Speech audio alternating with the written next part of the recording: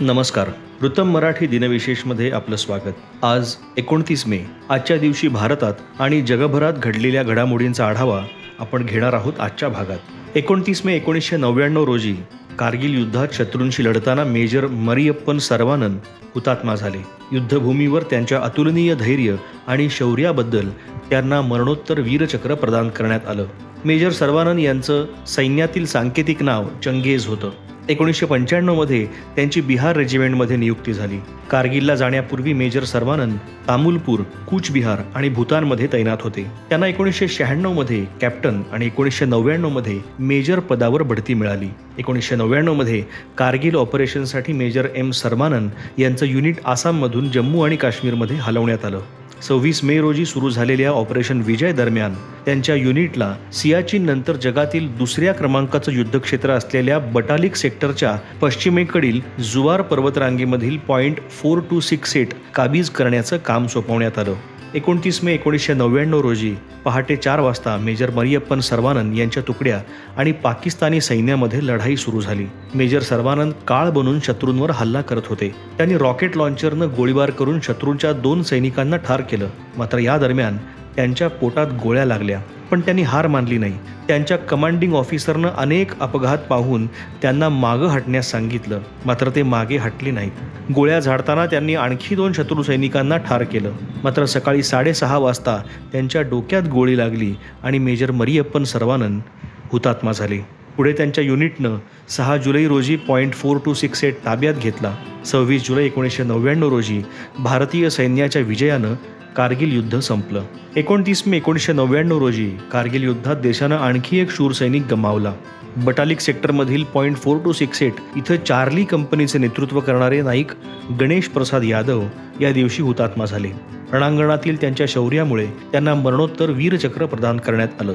Charlie कंपनीत नाईक गणेश प्रसाद यादव यांना हल्ला करणाऱ्या टीममध्ये अग्रस्थानी ठेवण्यात आलं होतं. त्यानंतर मोठ्या शौर्यानं ते शत्रूंनी बांधलेल्या तटबंदीपर्यंत पोहोचले आणि अचानक हल्ला केला. त्यामुळे पाकिस्तानी सैन्याला विचार करण्याची संधीही मिळाली नाही. त्यांनी 2 शत्रूंनाही ठार मारलं. मात्र या गोळीबारात गणेश प्रसाद यादव हे गंभीर जखमी झाल्यामुळे मोठ्या प्रमाणात रक्तस्राव झाला होता. त्यामुळे त्यांनी रणांगणातच आपल्या प्राणांची आहुती दिली आणि भारतमातेच्या कुशीत ते कायमचे विसावले.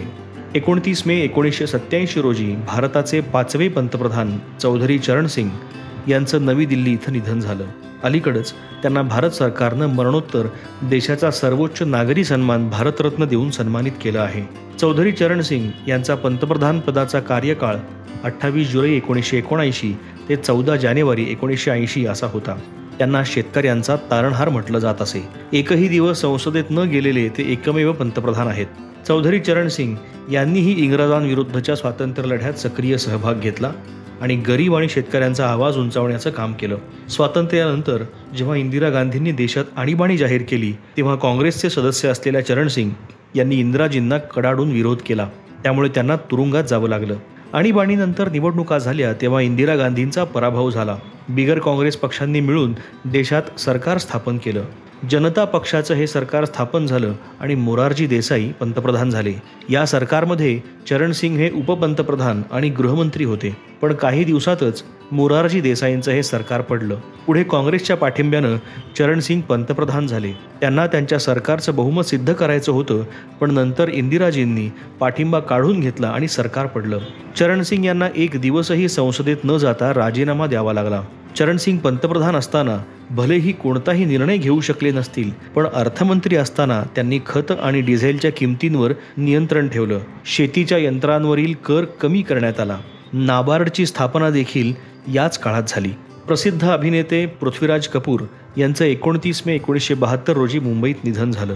हिंदी चित्रपट आणि रंगभूमीवरील त्यांच्या महत्त्वपूर्ण योगदानाबद्दल त्यांना त्याच वर्षी मरणोत्तर दादासाहेब फाळके पुरस्कारानं सन्मानित करण्यात आलं. याशिवाय भारत सरकारनंही त्यांना पद्मभूषण देऊन सन्मानित केलं होतं. पृथ्वीराज कपूर हे बॉलिवूडमधल्या कपूर कुटुंबातील पहिल्या पिढीतले अभिनेते होते. त्यांनी 1944 मध्ये मुंबईत पृथ्वी थिएटर सुरू केलं. पृथ्वीराज कपूर यांना राज कपूर, शम्मी कपूर आणि शशी कपूर अशी 3 मुलं होती. या तिघांनीही आपल्या अभिनय कारकिर्दीला सुरुवात केली आणि पुढच्या काळात खूप मोठं नाव कमावलं.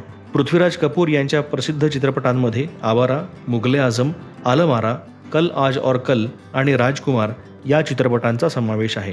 29 मे 1953 रोजी न्यूझीलंडचे एडमंड हिलरी आणि नेपाळचे शेर्पा तेन्झिंग नोर्गे यांनी माउंट एव्हरेस्ट सर केला. हा दिवस आंतरराष्ट्रीय एव्हरेस्ट दिवस म्हणून साजरा केला जातो. तसंच 29 मे रोजी तेन्झिंग नोर्गे यांची जयंती देखील आहे. हे दोन्ही गिर्यारोहक ज्या मोहिमेअंतर्गत एव्हरेस्टवर पोहोचले ती मोहीम ब्रिटन सरकारने आखलेली होती. 28 मे रोजी एडमंड हिलरी आणि तेन्झिंग नोर्गे यांनी चढाईला सुरुवात केली. दिवसभराच्या चढाईनंतर दोघांनी 27,900 फूट उंचीवर प्रचंड बर्फाच्या वादळात आणि थंडीमध्ये रात्र काढली. सकाळी पुन्हा चढाई सुरू केली आणि 9 वाजेपर्यंत दोघेही उत्तरेकडील शिखरावर पोहोचले. आता या दोघांच्या आणि माउंट एव्हरेस्टच्या मध्ये 40 फूट उंच बर्फाळ खडक उभा होता. दोरीच्या सहाय्यानं हिलरी खडकातल्या भेगांमधून वर पोहोचले. त्यांनी तिथून दोरी फेकली जी धरून नोर्गे वर आले. 11:30 वाजता दोघेही जगाच्या शिखरावर होते आणि अशा प्रकारे दोघांनीही आपलं नाव इतिहासाच्या पानात सुवर्णाक्षरांनी नोंदवलं. 29 मे 1917 रोजी अमेरिकेचे 35वे राष्ट्राध्यक्ष जॉन एफ केनेडी यांचा जन्म झाला. अमेरिकेचे दुसरे सर्वात तरुण राष्ट्राध्यक्ष होण्याचा विक्रम केनेडी यांच्या नावावर आहे. त्यांचा कार्यकाळ 1961 ते 1963 दरम्यान होता. केनेडी यांच्या कार्यकाळात क्युबन मिसाईल क्रायसिस ते स्पेस प्रोजेक्ट अपोलो, बर्लिन भिंतीचं बांधकाम, आफ्रिकन अमेरिकन नागरी हक्क चळवळ आणि व्हिएतनाम युद्धातील अमेरिकन हस्तक्षेप अशा अनेक घटना घडल्या. 22 नोव्हेंबर 1963 रोजी जगातील सर्वात शक्तिशाली देश समजल्या जाणाऱ्या अमेरिकेचे राष्ट्राध्यक्ष जॉन एफ केनेडी यांची टेक्सासमध्ये गोळ्या झाडून हत्या करण्यात आली. तर हे होते आजचे दिनविशेष. तुम्हाला हा व्हिडिओ आवडला असेल तर व्हिडिओ लाईक करा, शेअर करा आणि व्हिडिओ खाली कमेंट करून आम्हाला तुमचा अभिप्राय नक्की कळवा. आणि असेच अनेक माहितीपूर्ण व्हिडिओ पाहण्यासाठी सबस्क्राईब करा वृत्तम मराठी यूट्यूब चॅनल. धन्यवाद.